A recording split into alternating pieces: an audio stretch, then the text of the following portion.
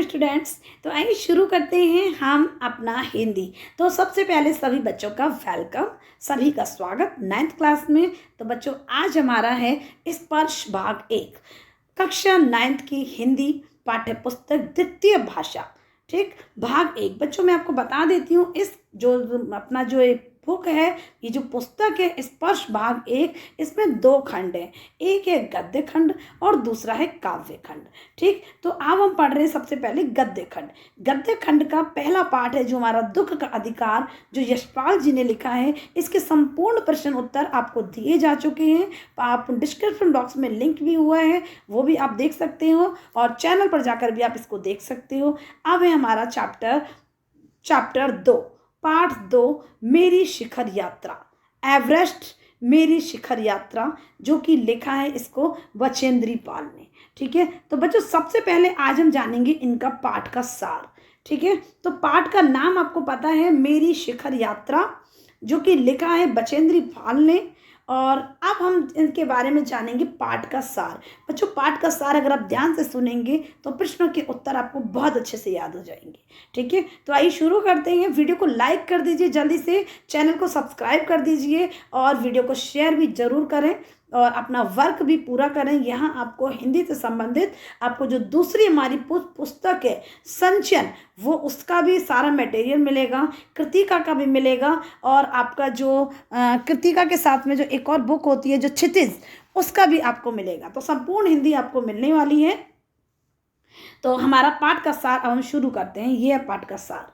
प्रस्तुत लेख में बचेंद्री पाल ने अपने अभियान का रोमांचकारी वर्णन किया है। ये जो लेख है बच्चों, इस लेख में ये जो लेख लिखा गया है मेरी शिखर यात्रा में, इसमें बचेंद्री पाल ने अपने अभियान, जो उनका अभियान था है ना, रोमांचकारी वर्णन किया है। मार्च को एवरेस्ट अभियान दल दिल्ली काठमांडू के लिए चला। ठीक, अब क्या होता है, नमचे बाजार से लेखिका ने एवरेस्ट को निहारा। लेखिका ने एवरेस्ट पर एक बड़ा भारी बर्फ का फूल देखा। लेखिका ने क्या देखा, मतलब पूरी एवरेस्ट को पहले निहारा था, जो एवरेस्ट था उसको पूरा अच्छे से ध्यान से देखा, और लेखिका ने एवरेस्ट पर एक बड़ा भारी बर्फ का फूल देखा। सोचिए, आपने कभी देखा है बर्फ का फूल? देखिए, आइस का फ्लावर है ना, बर्फ का फूल देखा। यह तेज और हवा के कारण बनता है। ये किसके कारण बनता है? यह तेज हवा के कारण बनता है। 26 मार्च को अभियान दल पैरेची पहुंचा।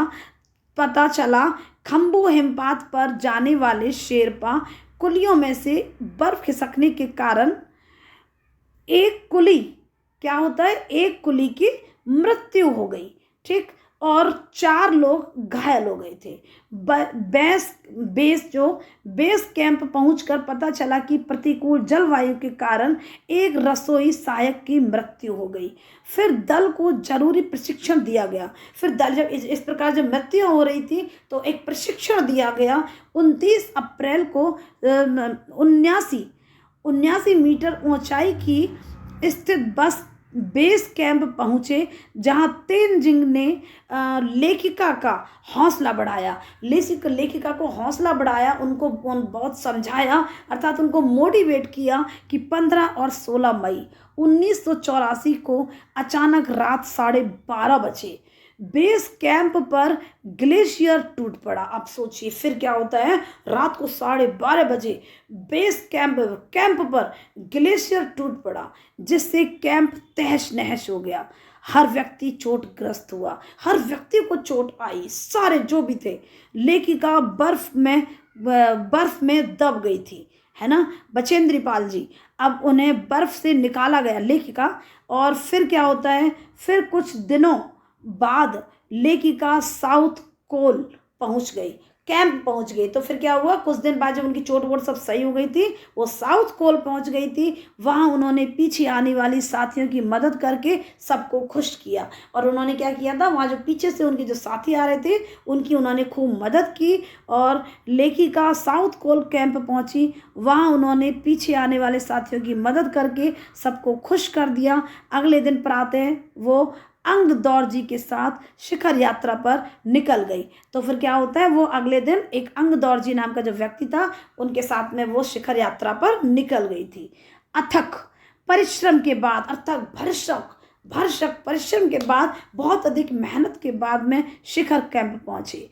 एक और साथी लहाटू के आ जाने से और ऑक्सीजन पूर्ति बढ़ जाने से चढ़ाई आसान हो गई।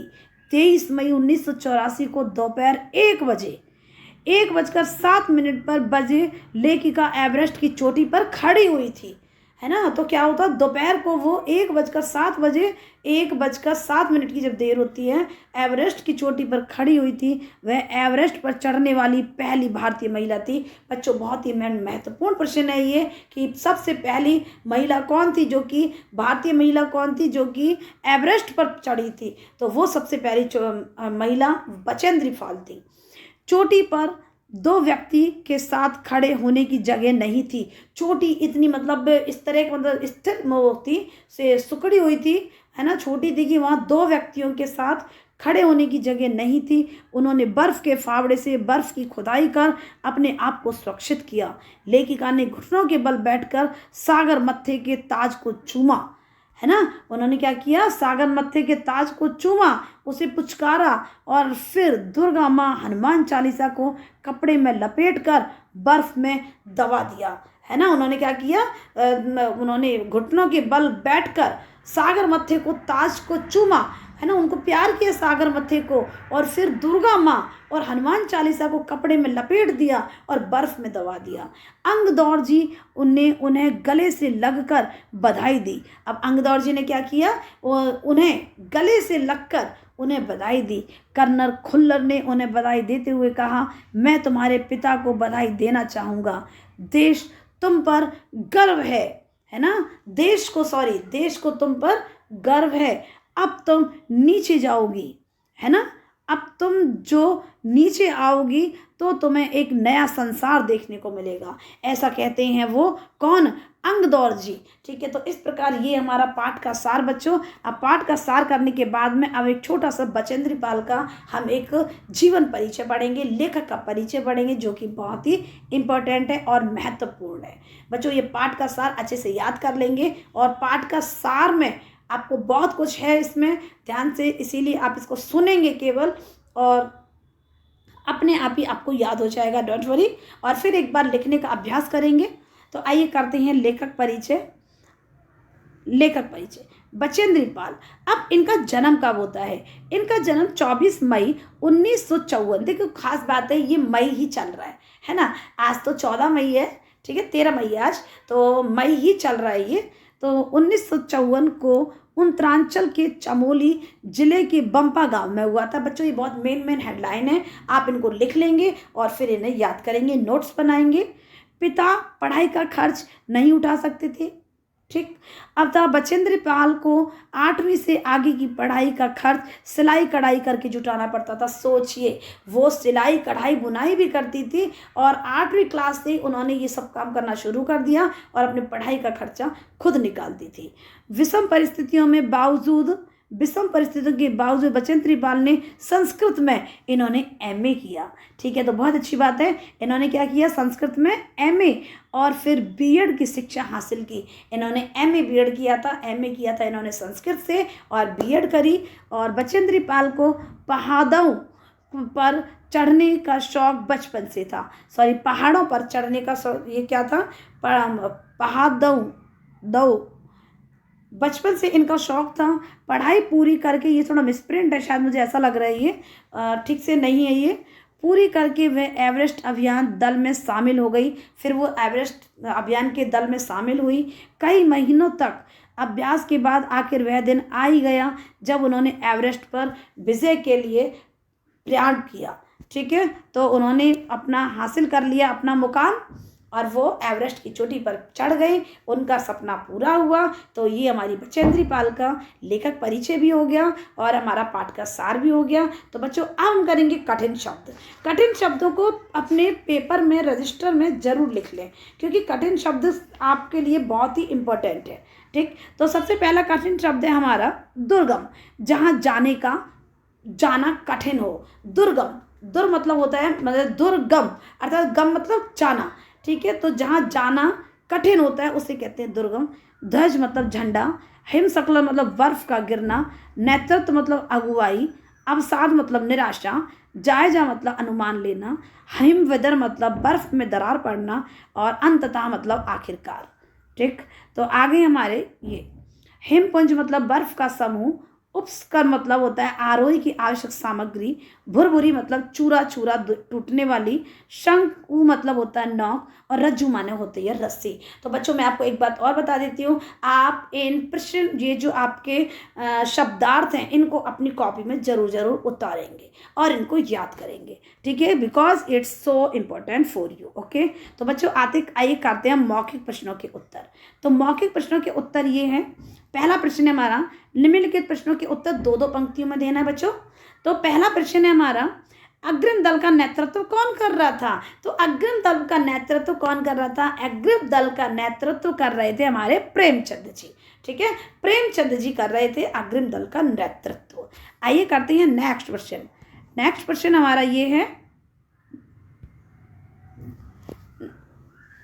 जी, तो नेक्स्ट क्वेश्चन हमारा ये आ चुका है बच्चों आपके पास, लेखिका को सागर मत्था क्यों अच्छा लगा? लेखिका को सागर मत्था क्यों अच्छा लगा? हमने पढ़ा था ना, उन्होंने क्या किया था, सागर मत्था को उसको चूमा था, उसको प्यार किया था, है ना। तो लेखिका को सागर मत्था नाम इसीलिए अच्छा लगा क्योंकि सागर मत्था का अर्थ है सागर का माथा। सागर मत्था का अर्थ क्या है बच्चों? सागर का माथा। एवरेस्ट, और एवरेस्ट संसार की सबसे ऊंची चोटी है, इसीलिए उन्हें सागर मत्था बहुत ही नाम अच्छा लगा। लेखिका को सागर मत्था इसीलिए अच्छा लगा क्योंकि सागर मत्था क्या है? सागर मत्था का अर्थ होता है सागर का माथा, और एवरेस्ट संसार की सबसे ऊंची चोटी है। बच्चों आपको याद हो गया होगा प्रश्न, मुझे आशा है आप सभी को एक साथ फटाफट आपको याद भी होते जाएंगे आपको प्रश्न। बच्चों वीडियो को लाइक जरूर करें, शेयर भी करें, और चैनल को सब्सक्राइब करना तो बिल्कुल भी ना भूलें, ठीक है। तो हमारा तीसरा प्रश्न है, लेखिका को ध्वज जैसा क्या लगा? ध्वज माने होता है बच्चों झंडा। लेखिका को ध्वज जैसा क्या लगा? उत्तर है हमारा, लेखिका को तेज हवाओं के कारण उठी हुई चक्करदार बर्फीली आकृति ध्वज जैसी प्रतीत हुई। देखिए वो हमारी है ना, वो क्या, उनको क्या प्रतीत हुआ था? लेखिका को तेज हवाओं के कारण, बहुत तेज जो हवाएं चल रही थी, तेज हवाओं के कारण उठी हुई जो चक्करदार बर्फीली आकृति थी, चक्करदार जो चक्कर चक्कर होता है ना, बर्फीली आकृति जो थी ध्वज जैसी प्रतीत हुई थी बच्चों। जैसे हमारा जो ध्वज जब लहराता है ना, झंडा जब हवा चलती है तो कैसे कैसे वो लहराता है बुरी बहुत अच्छे से, तो उनको सिर्फ यही चीज़ लगी इसीलिए। ठीक, आइए करते हैं प्रश्न नंबर 4। प्रश्न नंबर 4 आपकी स्क्रीन पर है बच्चों। ये हिमस्खलन को कितने भागों कितने लोगों की मृत्यु हुई और कितने घायल हुए?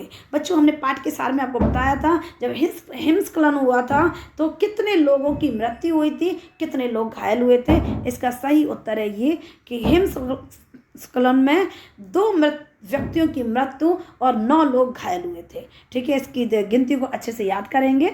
प्रश्न नंबर 5। प्रश्न नंबर 5, मृत्यु के अवसाद को देखकर कर्नल खुल्लर ने क्या कहा था? जब मृत्यु का अवसाद देखा, अवसाद माने होता है बच्चों दुख को देखा, तो कर्नल खुल्लर ने क्या कहा था? मृत्यु के अवसाद को देखकर कर्नल खुल्लर ने कहा कि ऐसे साहसिक अभियानों में होने वाली मृत्यु को सहज भाव से स्वीकार करना चाहिए। मतलब ये भाई साहसिक हुई थी, अचानक हुई थी, है ना, इसके बारे में कुछ पता भी नहीं था, तो ऐसी मृत्यु को सहज भाव से स्वीकार कर लेना चाहिए, अर्थात उसके ऊपर कोई किसी को दोषी नहीं ठहरा सकता। ठीक है, तो आइए करते हैं प्रश्न नंबर 6। कैंप 4, ठीक है, तो कैंप 4 कहाँ और कब लगाया गया था?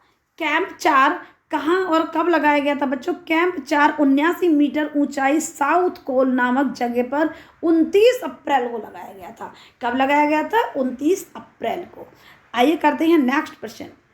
अगला प्रश्न है हमारा, लेखिका ने तेंजिंग को अपना परिचय किस तरह दिया था? लेखिका जो बचेंद्री पाल थी, उन्होंने परिचय कैसे दिया था? लेखिका, उत्तर है ये, लेखिका ने तेंजिंग को अपना परिचय देते हुए कहा कि 9 सिखियां हैं, है ना, 9 सिखिए हैं और एवरेस्ट उसका पहला अभियान है ना। तो उन्होंने इस तरह से उनको कहा था और अपना परिचय दिया था। सोचिए, तो बहुत अच्छी बात है, जो शुरुआत में ही उन्होंने एवरेस्ट का पहला मुकाम हासिल किया। नेक्स्ट प्रश्न नंबर लास्ट और 9वां, लेखिका की सफलता पर कर्नल खुल्लर ने उसे किन शब्दों में बधाई दी? उनको कैसे बधाई दी थी, क्या बोला था कर्नल खुल्लर ने? तो लेखिका की सफलता पर कर्नल खुल्लर ने कहा, मैं तुम्हारी इस अनूठी उपलब्धि के लिए माता पिता को बधाई देना चाहूँगा। देश को तुम पर गर्व है। अब तुम ऐसे संसार में वापस जाओगी जो तुम्हारे अपने पीछे छोड़े हुए संसार से एकदम भिन्न होगा। इन बात का मतलब क्या अर्थ था? जब वो आई थी तो कुछ लोग तो ऐसे भी होंगे, अरे ऐसे थोड़ी होता है, यूं ही चढ़ता है क्यों एवरेस्ट की यात्रा, ऐसे थोड़ी होता है, सब तरह के लोग होते हैं। जब वो आई होंगी तो सोचिए उनके लिए सब लोग कैसे स्वागत करेंगे कि नहीं? जी हाँ, तो स्वागत होगा उनका बहुत अच्छे से, एक अनोखा प्रदर्शन रहेगा वहाँ पे उनका।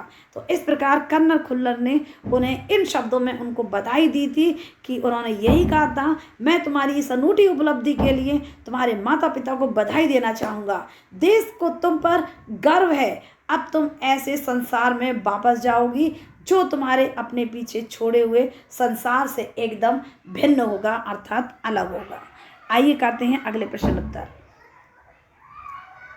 लिखित। अब हमारा प्रश्न शुरू हो गया है लिखित वाले, जो कि 25 से 30 में आपको इनको शब्दों में इनका आंसर देना है। पहला प्रश्न है हमारा बच्चों, नज़दीक से एवरेस्ट को देखकर लेखिका को कैसा लगा था? जब उन्होंने नज़दीक से देखा, पास से देखा, तो लेखिका को कैसा लगा था? नज़दीक से एवरेस्ट को देखने पर लेखिका भौचक्की रह गई, अर्थात हैरान रह गई थी। उसे टेढ़ी मेढ़ी चोटियाँ ऐसी लग रही थी मानो बर्फीली नदी बह रही हो, है ना? ऐसा लग रहा था उनको, लेखिका को, कि ये टेढ़ी मेढ़ी चोटियाँ जो उन्होंने देखी कि भैया ये तो मानो बर्फीली नदियाँ बह रही हो। तो इस प्रकार उनको ये लगा था। ठीक, नेक्स्ट प्रश्न नंबर 2, डॉक्टर मीनू मेहता ने क्या जानकारी दी? जो हमारी डॉक्टर मीनू मेहता थी, उन्होंने क्या जानकारी दी थी? डॉक्टर मीनू मेहता ने लेखिका को एल्युमिनियम की सीढ़ियों से अस्थायी पुलों का निर्माण करने, लट्ठों और रस्सियों का उपयोग करने और बर्फ की आड़ी तिरछी दीवारों पर रस्सियों को बांधने और अग्रिम दल के अभियात्री के कार्यों की विस्तृत जानकारी दी। अर्थात उन्होंने क्या क्या कहा था? डॉक्टर मीनू मेहता ने लेखिका को एल्युमिनियम एक होती है धातु, एल्युमिनियम की सीढ़ियों से अस्थायी पुलों का निर्माण करने के लिए बोला था। उन्होंने बोला भैया कि तुम एल्युमिनियम की सीढ़ियों से अस्थायी पुलों का निर्माण किया जाए, लट्ठों और रस्सियों का उपयोग करने के लिए बोला था, बर्फ की आड़ी तिरछी दीवारों पर रस्सियों को बांधने तथा अग्रिम दल के अभियांत्रिकी कार्यों की विस्तृत जानकारी दी थी। तो इस प्रकार मीनू मेहता ने उनको ये जानकारियां दी थी हमारी बचेंद्री पाल जी को। आइए करते हैं प्रश्न नंबर 3। तेंजिंग ने लेखिका की तारीफ में क्या कहा था? जो तेंजिंग था, है ना, तो पाठ में जो तेंजिंग जी आए हैं, जो हमारी बचेंद्री पाल को मिले थे, तो उन्होंने क्या कहा था उनकी तारीफ में? उत्तर, तेंजिंग ने लेखिका की तारीफ में कहा, तुम पक्की पर्वतीय लड़की लगती हो। भाई क्या लगती हो? तुम एक पर्वतीय लड़की लगती हो। तुम्हें तो पहले ही प्रयास में शिखर पर पहुंच जाना चाहिए। उन्होंने जैसा बोला वैसा ही हुआ। ठीक है, तो इस प्रकार उन्होंने, तेंजिंग जी ने उनसे उनकी तारीफ करी थी। आइए करते हैं प्रश्न नंबर 4। लेखिका को किन के साथ चढ़ाई करनी थी? प्रश्न नंबर 4, लेखिका को किन के साथ चढ़ाई करनी थी? तो लेखिका के अभियान दल में यों तो लोब्सांग, तशारिंग, एनडी शेरपा, ये हमारे और आदि और अनेक सदस्य थे, किंतु उन्हें जिन साथियों के संग यात्रा करनी थी वे थे कि जय और मीनू। ठीक है, तो अब देखिए लेखिका को किन के साथ चढ़ाई करनी थी, उनके नाम हैं, वो चैप्टर में भी आए हुए हैं, हमने आपको सार बताया था। लेखिका के अभियान दल में यूँ तो लोब्सांग, तशारिंग, एनडी शेरपा आदि अनेक सदस्य थे। ये सारे सदस्य उनके साथ थे, किंतु उन्हें जिन साथियों के संग में यात्रा करनी थी वे थे कि जय और मीनू। जय और मीनू के साथ में उनको यात्रा करनी थी, उनके साथ भी। और ये उनके साथ थे कौन कौन? लोब्सांग, तशारिंग, एनडी शेरपा, ये लोग साथ में थे और वो चाहते थे कि जय और मीनू भी उनके साथ में रहें। ठीक है, आइए करते हैं प्रश्न नंबर 5। बच्चों आई थिंक मुझे आशा आप सबको बहुत पसंद आ रहा होगा और समझ में भी ज़रूर आ रहा होगा। बच्चों बीच बीच में कमेंट करते रहें और अपना होमवर्क पूरा करें, बिल्कुल भी परेशानी नहीं होगी। इस चैनल पर आपको हिंदी से संबंधित, संस्कृत से संबंधित सब कुछ मिलेगा। ठीक है, तो आइए करते हैं हम प्रश्न नंबर 5।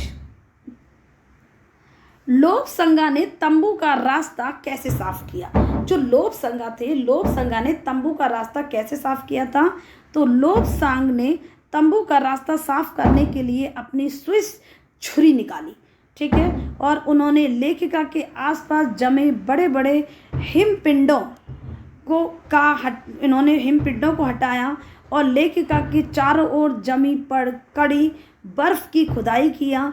उन्होंने कड़ी मेहनत से लेखिका को बर्फ की कब्र से खींच कर निकाला। बच्चों क्या हुआ था, जब लोभ संगा ने तंबू का रास्ता कैसे साफ किया था? जब वो वहाँ पर जब वो आया था ना, जब पूरी बर्फ गिर गई थी, तो लोभ संगा ने तंबू का रास्ता साफ करने के लिए अपनी स्विस छुरी निकाली और उन्होंने लेखिका के आसपास जमे बड़े बड़े हिमपिंडों को हटाया, जो क्योंकि लेखिका बर्फ के नीचे दब गई थी। तो लेखिका के चारों ओर जमी कड़ी बर्फ की खुदाई किया। उसने जो बर्फ जम गई थी, पूरी बर्फ की खुदाई की। उन्होंने बड़ी मेहनत से लेखिका को बर्फ की कब्र से खींचकर बाहर निकाला। सोचिए हमारे बचेंद्री पाल ने कितना मतलब उन्होंने संघर्ष किया था। आइए करते हैं प्रश्न नंबर 6। साउथ कोल कैंप पहुंचकर लेखिका ने अगले दिन की महत्वपूर्ण चढ़ाई की तैयारी कैसे शुरू की? तो इसका उत्तर क्या है? साउथ कोल कैंप पहुंचकर, जब साउथ कोल कैंप जब वो पहुंच गए थे तो लेखिका ने अगले दिन चढ़ाई की तैयारी शुरू की।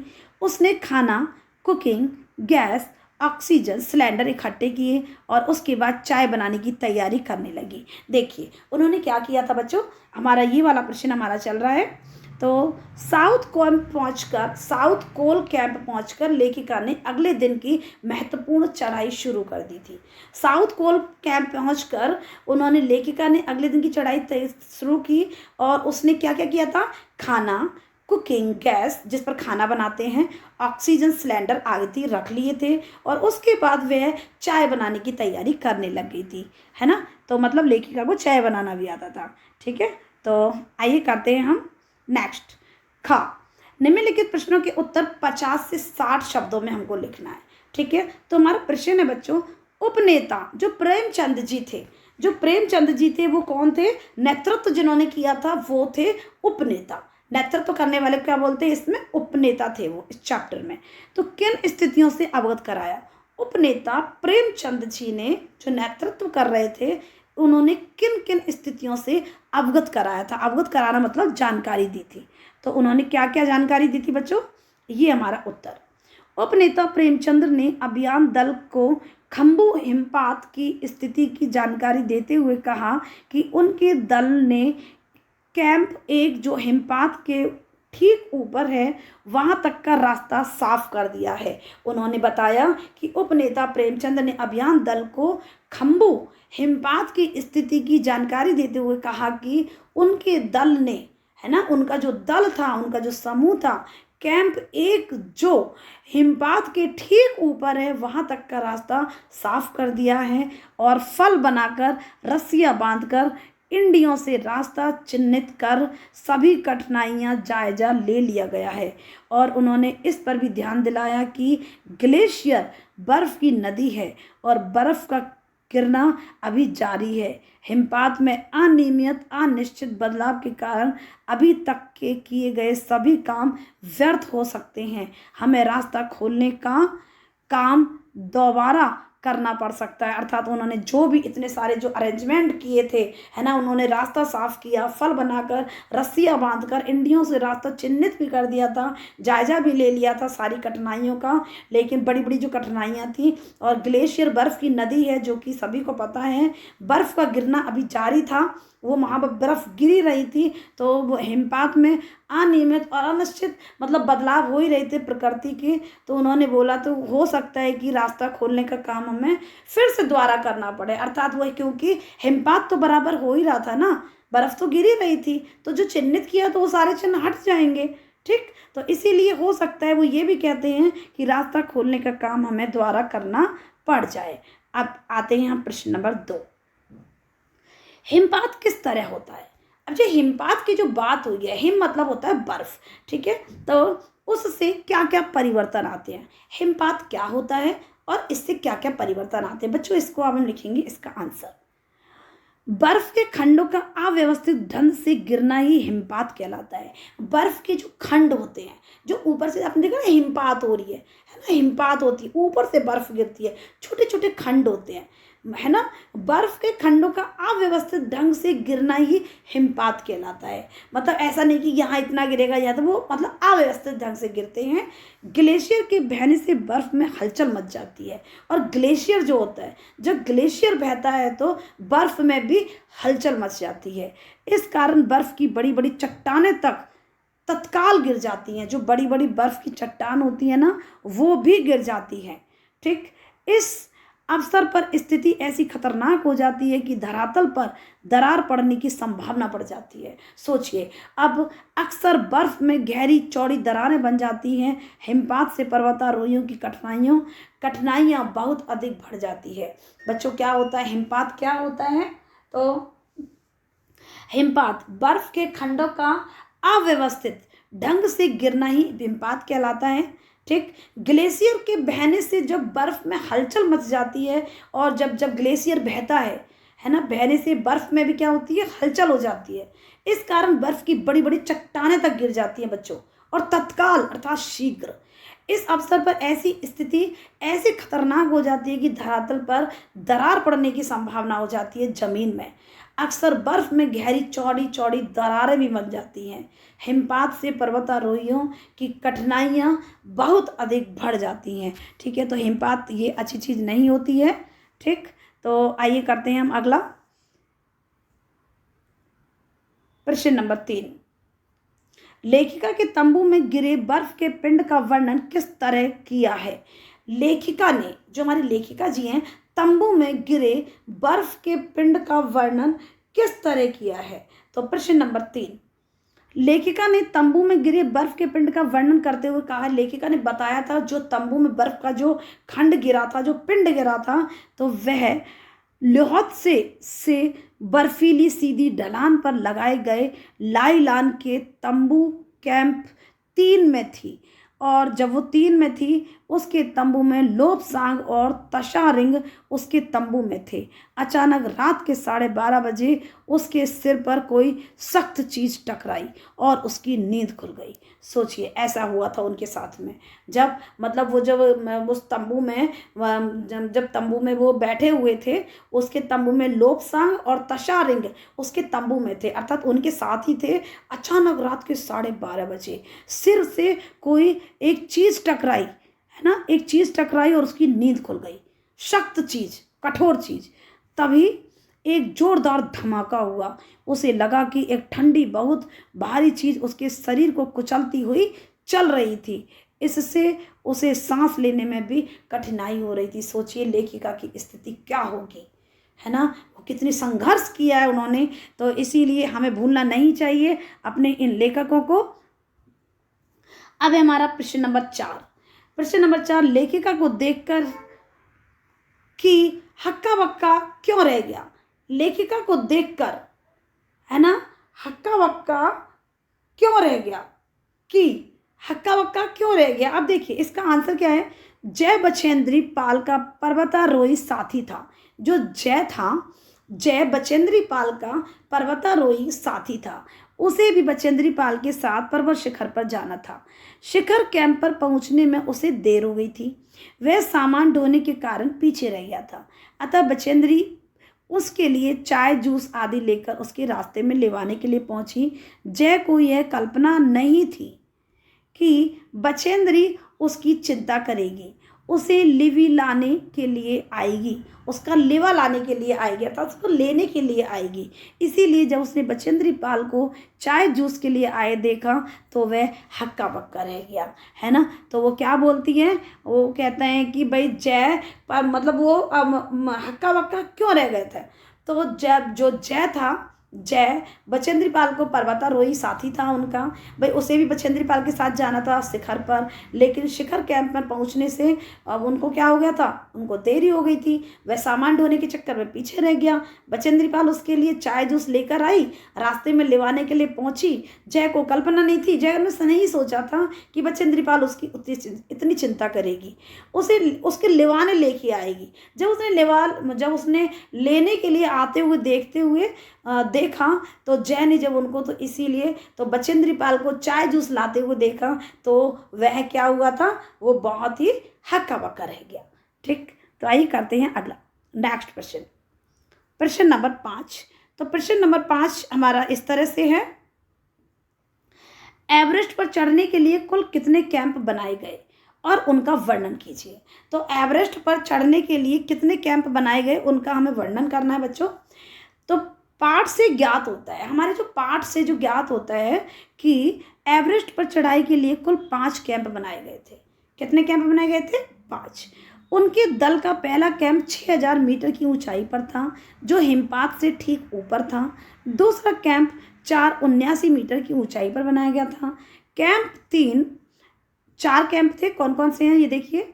कैंप जो 3 है लोहत से की बर्फीली सीधी ढलान पर बनाया गया था, यहाँ लाइलॉन के तंबू लगाए गए थे। एक कैंप साउथ कोल पर बनाया गया था, यहीं से अभियान दल को एवरेस्ट की चढ़ाई करनी थी। इसके अलावा एक बेस कैंप भी बनाया गया था। 4 कैंप बनाए गए थे और एक बेस कैंप भी बनाया गया था। इन कैंपों का पहला कैंप कौन सा है, दूसरा कौन सा है, सबको अलग अलग तरीके से अच्छी तरह से इसको कॉपी में लिखेंगे और याद करेंगे। It's so important question. Next प्रश्न नंबर 6। प्रश्न नंबर 6, चढ़ाई के समय एवरेस्ट की चोटी की स्थिति कैसी थी। जब चढ़ाई के समय एवरेस्ट की चोटी की स्थिति कैसी थी बच्चों। तो जब बचेंद्री पाल, ये आंसर है हमारा, जब बचेंद्री पाल एवरेस्ट की चोटी पर पहुंची तो वहाँ चारों ओर तेज हवा के कारण बर्फ उड़ रही थी। जब बचेंद्री पाल पहुंची थी ना, वहाँ पर बहुत तेज हवा चल रही थी, है ना, और हवा के कारण क्या हो रहा था बच्चों, बर्फ उड़ रही थी। बर्फ इतनी अधिक थी कि सामने कुछ भी नहीं दिखाई दे रहा था। सोचिए, इतनी जोर से बर्फ उड़ रही थी, सामने नहीं दिख रहा था। सोचिए, ऐसा मतलब आप कल्पना करके देखिए, है ना। तो पर्वत की शंकु चोटी इतनी तंग थी, पर्वत की जो चोटी थी बहुत संकुचित थी, है ना, बहुत संकु थी। तो 2 आदमी वहाँ एक साथ खड़े भी नहीं हो सकते थे। नीचे हजारों मीटर की ढलान ही ढलान थी, अगर कोई गिर जाए तो सोचिए क्या हो उसका, तो है ना। और नीचे क्या थी, ढलान ही ढलान। अतः वहाँ अपने आपको स्थिर खड़ा रखना बहुत कठिन था। भाई स्थिर नहीं रह सकते। सोचिए, चोटी पर जो इतनी शंकु है और इतनी तेज हवा भी चल रही है, वो भी बर्फीली हवा है ना, बर्फ उड़ रही है। तो सोचिए, उन्होंने बर्फ के फावड़े से बर्फ तोड़कर अपने टिकने योग्य स्थान बनाया। अर्थात पैरों के नीचे जो बर्फ थी उस सबको साइड में किया और उसको अपने स्थान बनाया अपने खड़े होने का। ठीक, तो ये हमारा इसका सही आंसर। चढ़ाई के समय एवरेस्ट की चोटी की स्थिति क्या थी, ये हम आपको बता चुके हैं। आइए करते हैं प्रश्न नंबर 7। प्रश्न नंबर 7, सम्मिलित अभियान में सहयोग सहायता की भावना का परिचय बचेंद्री के किस कार्य से मिलता है। तो सबसे लास्ट प्रश्न है हमारा, सम्मिलित अभियान में सहयोग एवं सहायता की भावना का परिचय बचेंद्री पाल के किस कार्य से मिलता है। ऐसा कौन सा कार्य है जो कि हमको ये लगता है कि बचेंद्री पाल की अंदर सहायता की भावना थी, सहयोग की भावना थी। ये अभियान में शामिल होने के साथ साथ वो एक सहायता करने वाली भी थी और सहयोग करने वाली भी थी। ऐसा कौन सा कार्य था, है ना। तो आइए करते हैं उत्तर। एवरेस्ट पर विजय पाने के अभियान दौरान लेखकों बचेंद्री पाल को अपने साथियों जय और मीनू के साथ चढ़ाई कर रही थी, परंतु वह उनसे पहले साउथ कोल कैंप पर जा पहुंची, क्योंकि वे बिना ऑक्सीजन के भारी बोझ लादे हुए चढ़ाई कर रहे थे, है ना। तो क्या हुआ था बच्चों, इस काम से हमको पता चलता है कि वो उनके अंदर सहयोग की भावना थी, सहायता की भावना थी। क्या होता है, जब एवरेस्ट पर जब विजय पाने के लिए पाने के अभियान के दौरान लेखिका बचेंद्री पाल थी, पाल जी साथी जो जय और मीनू के साथ चढ़ाई कर रही थी, परंतु इनसे मिलने से पहले साउथ कोल कैंप पर वो जा पहुंची थी, वो पहले ही चढ़ गई थी। वे बिना ऑक्सीजन के, भाई क्योंकि वे बिना ऑक्सीजन के क्योंकि वे बिना ऑक्सीजन के भारी बोझ लादे चढ़ाई कर रहे थे। लेखिका ने दोपहर बाद इन सदस्यों की मदद करने के लिए एक थर्मस को जूस से और दूसरे में गर्म चाय से भर लिया और बर्फीली हवा में कैंप से बाहर निकलकर उन सदस्यों की ओर नीचे उतरने लगी। उसके इस कार्य से सहयोग और सहायता की भावना का परिचय मिलता है। अर्थात उन्होंने क्या किया था, देखिए उन्होंने जब वो पहले पहुंच गई थी, जब उनसे पहले पहुंच गई थी तो उसने विजय तो पा ली थी। उन्होंने जय और उनके लिए, मीनू के लिए उन्होंने एक थर्मस में चाय लिया, एक थर्मस में जूस लिया और इनको भरकर बर्फीली हवा में कैंप से बाहर निकलकर सदस्यों की ओर नीचे आने लगी, जय और मीनू के पास और भी सदस्य के साथ में। इस कार्य से पता चलता है कि जो हमारे बचेंद्र पाल जी जो थे वो सहयोग की भावना भी थी और सहायता की भावना भी थी अभियान में शामिल होने के साथ साथ। ठीक, आइए करते हैं हम गा। निम्नलिखित के आशय स्पष्ट करने। बच्चों जैसे हमने पहले आशय स्पष्ट किए थे ना, ऐसे ही हमको इनके भी आशय स्पष्ट करना है। ठीक है, तो पहला प्रश्न है हमारा, एवरेस्ट जैसे महान अभियानों में खतरों को कभी कभी तो मृत्यु भी आदमी को सहज भाव से स्वीकार करनी पड़ती है। एवरेस्ट जैसे महान अभियान में खतरों को, भाई देखिए जब कोई एवरेस्ट पर चढ़ता है तो वहाँ कोई जीटी रोड तो होता नहीं है, है ना भाई। वहाँ तो कैसे कैसे रास्ते होते हैं, कैसे कैसे बर्फ़ हिमस्खलन कैसे कैसे गिरा हुआ था, है ना, ग्लेशियर कैसे गिरता है, आप चाहते हैं ना। तो कभी कभी तो मृत्यु भी आदमी को सहज भाव से स्वीकार करनी पड़ती है ना। यस, तो अब इसका आशय क्या है? इसका आशय यह है बच्चों कि उत्तर है इसका ये, एवरेस्ट की सर्वोच्च चोटी पर चढ़ना एक महान अभियान है। बिल्कुल सही बात है भैया, ये बहुत कोई छोटा कार्य नहीं है।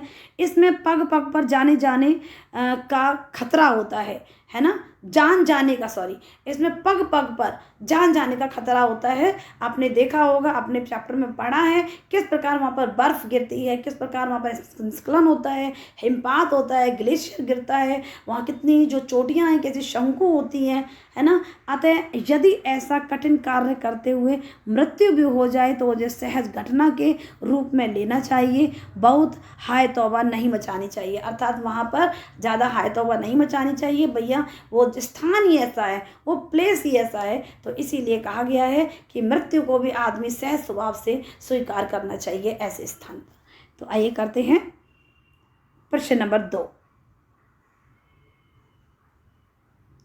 प्रश्न नंबर 2 है आपका, सीधे धरातल पर दरार पड़ने का विचार और इस दरार का गहरे चौड़े हम विदर में बदल जाने का मात्र ख्याल ही बहुत डरावना था। इससे भी ज़्यादा भयानक इस बात की जानकारी थी कि हमारे संपूर्ण प्रयास दौरान हिमपात लगभग 1 दर्जन आरोहियों और कुलियों की प्रतिदिन छूता रहेगा। सोचिए, तो अब इसका आशय क्या है? इसका आशय हमको समझना है बच्चों। आशय तो सबसे पहले तो इस प्रश्न को ही समझेंगे, सीधे धरातल पर दरार पड़ने का विचार। भाई सीधे धरातल पर ही दरार पड़ जाए, सोचिए, और वो भी चौड़ी चौड़ी दरारें। इस दरार को गहरे चौड़े हिमबदर में बदल जाती है, वो छोटी छोटी दरारें हिमबदर में बदल जाती हैं। मात्र ख्याल ही बहुत डरावना है भैया। अगर ऐसा हो, है ना, चौड़ी चौड़ी पहले सीधे धरातल पर पहले तो दरार पड़े और फिर धीरे धीरे वो लंबी चौड़ी हो जाएं, तो ये तो सोचना ही बहुत डरावना होता है। तो इससे ज़्यादा भयानक इस बात की जानकारी थी कि हमारे संपूर्ण प्रयास के दौरान हिमपात लगभग 1 दर्जन आरोही और कुलियों को प्रतिदिन छूता रहेगा। सोचिए कितनी डरावनी स्थिति है ये, है कि नहीं। तो आइए करते हैं हम इसका उत्तर। आशय स्पष्ट करेंगे, ये इसका उत्तर है। आशय यह है कि ग्लेशियरों के बहने से बर्फ में हलचल होने से बर्फ की बड़ी बड़ी चट्टानें अचानक गिर जाती हैं। अच्छा, ग्लेशियर जब बहता है, ग्लेशियर के बहने से बर्फ में हलचल होती है और बर्फ की हलचल के कारण बड़ी बड़ी चट्टानें अचानक से गिर जाती हैं। इससे धरातल पर दरार पड़ जाती है। यही दरारें हिमविदर में बदल जाती हैं। हिमविदर कैसे होता है? इस तरह से होता है, जो पर्वतारोहियों की मृत्यु का कारण बन जाती हैं। इसका ख्याल ही मन में भय पैदा कर देता है। दुर्भाग्य से यह भी जानकारी मिल गई थी कि इस अभियान दल को अपने अभियान के दौरान ऐसे हिमपात का सामना करना ही पड़ेगा। भैया ये जानकारी भी मिल गई थी कि इस तरह से जो होता है हिमपात ऐसे ही होता है और अपने दल को ऐसी सिचुएशन का सामना करना ही पड़ेगा, अर्थात इसका आशय यह है। आइए करते हैं नेक्स्ट प्रश्न। प्रश्न नंबर 3। बिना उठे ही मन में थैले से दुर्गा माँ का चित्र हनुमान चालीसा निकाला। किसने किया था ये काम? ये काम किया था हमारी बचेंद्री पाल जी ने। उन्होंने क्या किया था? अपने थैले से बिना उठे ही अपने थैले से दुर्गा माँ का चित्र और हनुमान चालीसा निकाला। मैंने इनको अपने साथ लाए, लाल कपड़े में लपेटा, अपने साथ लेके गई थी वो। लाल कपड़े में छोटी सी पूजा अर्चना की और इनको बर्फ में दबा दिया। आनंद के इस क्षण में मुझे अपने माता पिता का ध्यान आया। तो इन पंक्तियों का आशय क्या है? तो बच्चों इन पंक्तियों का आशय बहुत ही सुंदर है। ये है इसका उत्तर। जब बचेंद्री पाल हिमालय की चोटी पर सफलतापूर्वक पहुंच गई थी, जब जो हमारी बचेंद्री पाल जी थी हिमालय की चोटी पर संपूर्ण अच्छी तरह से पहुंच गई थी, तो उसने घुटने के बल बैठकर बर्फ को माथे से छुआ और बिना सिर नीचे झुकाए ही अपने थैले से दुर्गा माँ का चित्र हनुमान चालीसा निकाला और उसने इन्हें एक लाल कपड़े में लपेटा और थोड़ी सी पूजा अर्चना की। फिर इस चित्र को हनुमान चालीसा को बर्फ में दबा दिया। उस समय बहुत आनंद मिला। उसने प्रसन्नतापूर्वक अपने माता पिता को याद किया था। तो ऐसी थी हमारी बचेंद्री पाल। इतनी दूर जाकर भी वो अपनी इन चीज़ों को वो लेके गई थी, माँ दुर्गा चालीसा और हनुमान बाबा जी, ये क्या बोलते हैं अपना हनुमान जी की चालीसा और दुर्गा माँ का चित्र लाल कपड़े में लपेटकर उन्होंने उनको वहाँ पर दबा दिया। ठीक, आइए करते हैं नेक्स्ट। अब है हमारा भाषा अध्ययन। बच्चों भाषा अध्ययन करेंगे, संपूर्ण प्रश्न उत्तर है इसमें। बच्चों वीडियो को लाइक जरूर करें और वीडियो को लाइक करें अपने फ्रेंडों के साथ में, जिसको भी आप जानते हैं आपके घर में, बाहर, पड़ोस में, जो भी 9th क्लास में, आप उसको ये वीडियो जरूर शेयर करें। ठीक, तो प्रश्न नंबर 1।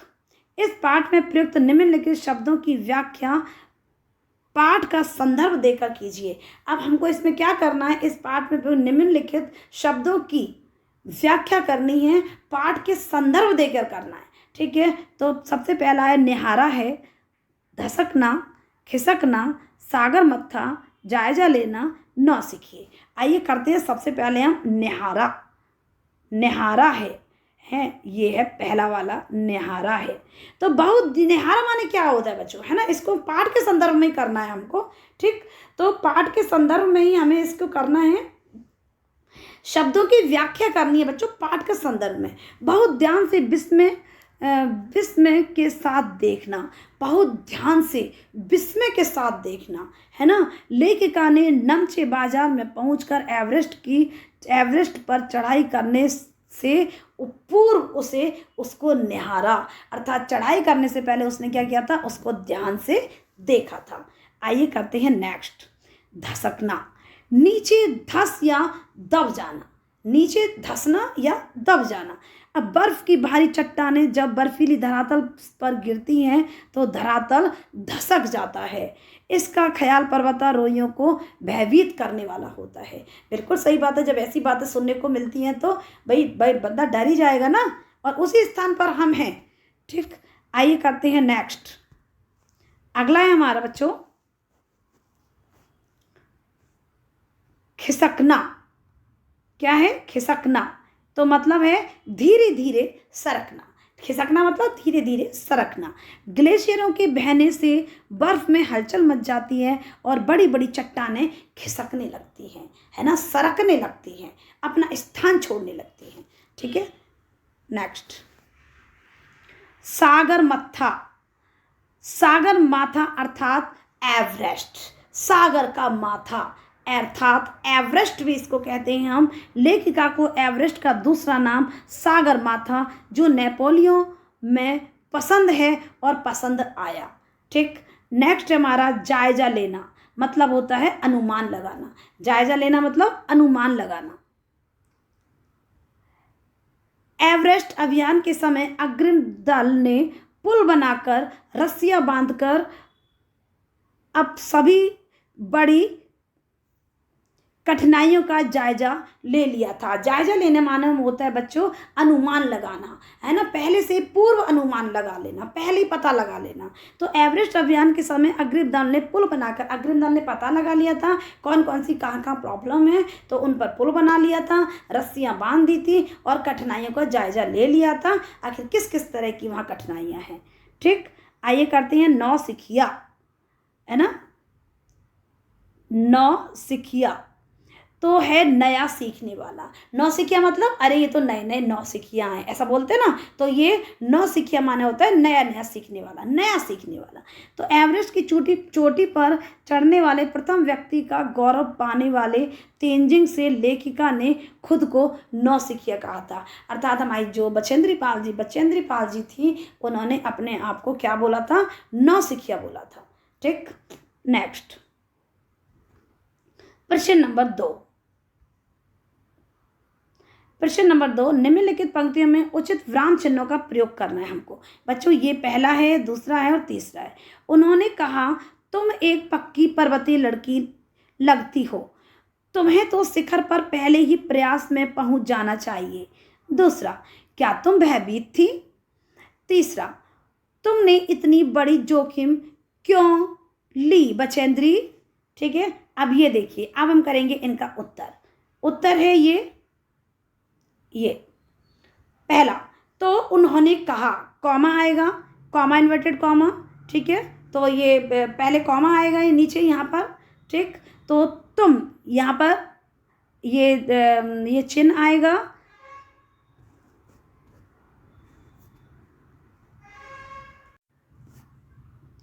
तो यहाँ हम इस तरह से चिन्ह लगाएंगे, फिर आएगा इसमें पूर्ण विराम। तुम्हें तो शिखर पर पहले प्रयास में पहुंच जाना चाहिए, यहाँ पूर्ण विराम।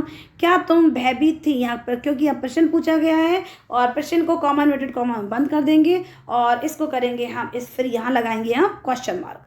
दूसरा, तीसरा, तुमने इतनी बड़ी जोखिम क्यों ली, तो इसमें भी इन्होंने प्रश्न पूछा है, तो इसीलिए यहाँ प्रश्नवाचक चिन्ह और इस तरह से मार्क में निशान आएंगे, कॉमा इन्वर्टेड कॉमा ओपन और क्लोज। अब है हमारा प्रश्न नंबर 3। नीचे दिए गए उदाहरण के अनुसार निम्नलिखित शब्द युग्मों का वाक्य में प्रयोग करना है। बच्चों शब्द युग्म का वाक्य में प्रयोग करना है। हमारे पास एक वॉकी टॉकी थी, अब टेढ़ी मेढ़ी, गहरे चौड़े, आसपास, हक्का बक्का, इधर उधर, लंबे चौड़े, शब्द युग्म जो दिए हैं बच्चों ये सारे, तो इनका हमें क्या करना है, इनका हमें वाक्य में प्रयोग करना है। तो आइए करते हैं हम इनको वाक्य में प्रयोग। नंबर 1, टेढ़ी मेढ़ी। ठीक, एवरेस्ट की बर्फीली एवरेस्ट की बर्फीली चोटियाँ बर्फ की टेढ़ी मेढ़ी मैड़ नदी जैसी लग रही थी, है ना। कैसी लग रही थी उनकी मैड़, तो ऐसी लग रही थी जैसे कोई नदी जैसे चलती है। ठीक है। नंबर 2, गहरे चौड़े, पहाड़ी रास्ते में पड़ने वाले गहरे चौड़े नाले देखकर मन भयभीत हो रहा था। पाठ में से ही लेना है, पाठ जैसा ही अपने को, और पाठ में से ही सेंटेंस लेना है और उसको हमको इनका वाक्य में प्रयोग करना है। और वाक्य में प्रयोग में ये भी आना चाहिए, ठीक है, जो हमारा जैसे आसपास, तो ये हमारे वाक्य में आना चाहिए। रेगिस्तान में आसपास कोई भी पेड़ नहीं है, ये आ गया आसपास। ठीक। हक्का बक्का, अचानक सेना द्वारा घेरे जाने से आतंकवादी हक्के बक्के रह गए। ठीक। नेक्स्ट, इधर उधर, अर्थात जंगली रास्ते पर इधर उधर देखकर चलना, है ना। इधर उधर भी मतलब हमारे सेंटेंस में आना चाहिए। लंबे चौड़े, चुनाव के समय नेतागण लंबे चौड़े भाषण देते हैं, या फिर लंबे चौड़े वादे करते हैं, जनता को बहलाते हैं। ठीक है, तो इस तरह से और भी आप कुछ और भी बना सकते हो, इसमें कोई प्रॉब्लम नहीं है। और बस ये जो शब्द युग्म है ये आना चाहिए आपकी। आइए करते हैं प्रश्न नंबर 4 बच्चों। प्रश्न नंबर 4, उदाहरण के अनुसार हमको विलोम शब्द बनाना है। ठीक है, विलोम शब्द बताना है आपको। उदाहरण, जैसे उदाहरण दिया है ये अनुकूल प्रतिकूल, ठीक, तो पहला है नियमित अनियमित, विख्यात कुविख्यात, आरोही अवरोही, निश्चित अनिश्चित, सुंदर असुंदर, अर्थात खराब भी हम कह सकते हैं। आइए करते हैं अगला, नेक्स्ट प्रश्न नंबर 5। बच्चों प्रश्न नंबर 5 आपके सामने है। इसमें क्या करना है आपको, उपसर्ग लगाना है। ठीक है, निम्नलिखित शब्दों में उपसर्ग लगाइए। अब देखिए बच्चों, मैं आपको एक बात और बता देती हूँ, इन ग्रामर का आपको चैनल पर अगर आप जाएंगे तो आपको उपसर्ग, प्रत्यय, संधि, समास जो भी आपको चाहिए आपको सब मिल जाएगा। शॉर्ट में ट्रिक्स भी बनाई हुई हैं। आप चैनल पर जाएंगे तो 30-30 सेकंड में एक एक टॉपिक को क्लियर किया है। ठीक है, तो आप चैनल पर विजिट जरूर करें, पूजा महावत चैनल पर विजिट जरूर करें, और आप उसमें से आप अपने लिए बहुत जो आवश्यक सामग्री ढूंढ सकते हैं, ले सकते हैं। ठीक है, तो अब इसमें हमें उपसर्ग लगाना है बच्चों। जैसे पुत्र में हमने उपसर्ग लगाया तो यहाँ बन गया सुपुत्र। यहाँ मैं आपको बहुत शॉर्ट में बता रही हूँ, आपको समझा नहीं रही हूँ, लेकिन उपसर्ग का जब वीडियो निकालोगे तो आप तुरंत उपसर्ग के बारे में समझ जाओगे आखिर इसमें क्या करना होता है। ठीक, वाह, अब है हमारा वास व्यवस्थित, कूल गति, रोहिणी रक्षित। अब इनमें हमें क्या करना है, आपको इसमें हमें उपसर्ग लगाने, ये जो दिए हुए हैं। ठीक है, तो आइए लगाते हैं। अब इन्होंने सबसे पहले किसमें उपसर्ग लगवाया बच्चों, इन्होंने लगवाया वास में। वास में इन्होंने उपसर्ग लगवाया। वास में जब हमने आ लगा दिया, आ, तो बन गया आवास। आवास मतलब होता है रहना। व्यवस्थित में हमने उपसर्ग लगाया आ, तो बन गया बच्चों ये अव्यवस्थित। कूल में लगाया हमने प्रति, तो बन गया ये प्रतिकूल। गति में हमने लगाया दुर, तो बन गया ये दुर्गति। रोहण में हमने लगाया अब उपसर्ग, तो बन गया अवरोहण। सुरक्षित में हमने उपसर्ग लगाया सु, तो बन गया बच्चों सुरक्षित। आपको अभी अगर समझ में नहीं आया हो तो आप इसकी परिभाषा, इसके उदाहरण आप पूजा महावत चैनल को देखिए और वहाँ पर विजिट करिए, और आपको इसमें उपसर्ग की वीडियो आपको मिल जाएगी। ठीक है, आइए करते हैं नेक्स्ट प्रश्न नंबर 6। प्रश्न नंबर 6, निम्नलिखित क्रिया विशेषणों का उचित प्रयोग करते हुए रिक्त स्थानों का प्रयोग करना है। बच्चों क्रिया विशेषण 30 सेकंड में हमने आपको बताया हुआ है। क्रिया विशेषण कौन कौन से होते हैं, कितने होते हैं, कैसे होते हैं, सब कुछ आपको बताया हुआ है। आप चैनल पर जाइए, आप में एक एक ग्रामर का आपको टॉपिक मिल जाएगा। ठीक है, तो अभी तो हम सिर्फ ये करेंगे। अगले दिन कम समय में कुछ देर बाद सुबह तक, तो आपको इनमें आपको फिल करने हैं कौन कौन सी इसमें ये आएंगे। ठीक है, तो आपको इसमें से ये फिल करना है आपको ये सारे, तो हमको करना है। ये मैंने आपको उत्तर लिख दिए हैं, PDF बना के तैयार किया हुआ है। मैं अगले दिन यह कार्य कर लूँगा। नंबर 2, बादल गिरने के कुछ देर बाद ही वर्षा हो गई। ये क्रिया विशेषण है बच्चों। उसने बहुत कम समय में इतनी तरक्की कर ली। नाड़कसा को सुबह तक गांव जाना है। कब जाना है बच्चों, सुबह तक। ये क्या है, सुबह तक, ये एक क्रिया विशेषण है। ठीक है, तो ये हो गए हमारे अगले दिन, कम समय में, कुछ देर बाद, सुबह तक, ये सब है हमारे क्रिया विशेषण। ठीक है बच्चों, आइए करते हैं अगला प्रश्न, योग्यता विस्तार। अब करेंगे हम योग्यता विस्तार। ये इस पाठ में 10 अंग्रेजी शब्दों का चयन करके उनका अर्थ लिखना है। बच्चों इस पाठ में अंग्रेजी शब्द आए हैं। ठीक है, और आपको क्या करना है, 10 अंग्रेजी शब्द का चयन करना है, चुनना है, और उनके अर्थों को भी लिखना है। बहुत अच्छी बात है। तो वैसे मैंने आपके लिए पहले से ही करके रखा हुआ है। ठीक है, तो पहला है हमारा बेस कैंप। बेस कैंप ये एक अंग्रेजी शब्द है। इसका अर्थ है, बेस मतलब होता है आधारभूत, मुख्य पड़ाव। ग्लेशियर माने होता है हिम नदी, बर्फीली नदी। तीसरा स्ट्रेचर मतलब होता है मरीजों को लाने ले जाने का उपकरण। साउथ मतलब होता है दक्षिण। कुकिंग मतलब होता है खाना पकाने वाली गैस। ऑक्सीजन मतलब होता है प्राणवायु या जीवनदायिनी गैस। कुली मतलब होता है बोझा उठाने वाले। ठीक, आगे फिर हमारा वॉकी टॉकी। वॉकी टॉकी मतलब होता है बात करने का एक उपकरण होता है बच्चों, वॉकी टॉकी। और सिलेंडर मतलब होता है बेलनाकार बर्तन, जो कि आप जानते हैं। और थर्मस माने होता है ठंडा या गर्म रखने वाला बर्तन। चाय रख दो तो चाय गर्म रहेगी, जूस रख दो तो जूस ठंडा रहेगा। ठीक है बच्चों, ओके। तो अब है हमारा बच्चों, अब हमारा चैप्टर फिनिश होने वाला है, आप भी बहुत हैप्पी हैं। ठीक, तो ये हमने आपको बता दिया था, ये करवा दिया था, और ये प्रश्नों को मैंने कुछ रखा है आपके सामने। ठीक है, तो तेनजिंग शेरपा की चढ़ाई के बारे में जानकारी प्राप्त कीजिए। तो आपको ये आपका परियोजना कार्य है बच्चों। परियोजना कार्य बच्चों को स्वयं को करना रहता है। 10 चीज़ों के नाम लिखना है। ठीक, रस्सी, फावड़ा, ऑक्सीजन, ये सब सारे आपको दिया हुआ। जब पर्वत पर चढ़ते हैं तो कौन कौन सी चीज़ों को हमें ले जाना पड़ता है। तो रस्सी ले जानी पड़ती है, फावड़ा, ऑक्सीजन, डेंटा बेंटा, वकी वकी जो कि एक उपकरण होता है, थर्मस, चाय, एल्युमिनियम की सीढ़ी, बिस्तर, चाकू, हथौड़ा, कील, स्ट्रेचर आदि। बच्चों आप ध्यान रखना कि जब भी अगर आप जाएँ कभी पर्वत की चढ़ाई पर तो ये सारी चीज़ें ज़रूर लेके जाएँ। ठीक है, तो आइए करते हैं अगला प्रश्न।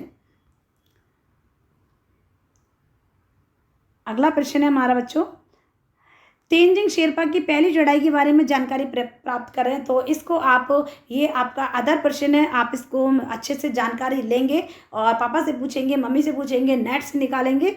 ठीक, तो नेक्स्ट प्रश्न है, इस पर्वत का नाम एवरेस्ट क्यों पड़ा। जानकारी प्राप्त करना बच्चा, ये आपकी क्यूरियस के प्रश्न है, ये आपके जिज्ञासापूर्ण प्रश्न है। आप इन प्रश्नों की जानकारी लें। ठीक, जानकारी लें और इस पर ध्यान दें और अपना डेटा को बढ़ाएं, अपने नॉलेज के डेटा को। तो बच्चों थैंक यू, धन्यवाद। आज हमारा ये सेकंड चैप्टर भी कंप्लीट हो चुका है। धीरे धीरे करके हम गद्य खंड और काव्य खंड इसको कंप्लीट कर देंगे। आपको क्षितिज, कृतिका, अगर आपका कोई दोस्त है अगर उसकी में क्षितिज और कृतिका लगती है तो हम उसकी भी वीडियो इस चैनल पर आपको मिल जाएगी। क्षितिज, कृतिका, संचयन, स्पर्श, 9th 10th सबका मटेरियल इसमें बनेगा। ठीक है, और बन रहा है और आपको अपलोड भी कर दिया जाएगा। और चैनल को देखते रहें, वीडियो को लाइक करें, शेयर करें, चैनल को सब्सक्राइब करना बिल्कुल भी ना भूलें बच्चों, और ज़्यादा से ज़्यादा शेयर करें। पढ़ते रहिए, सीखते रहिए, होमवर्क करते रहिए। नमस्कार, धन्यवाद।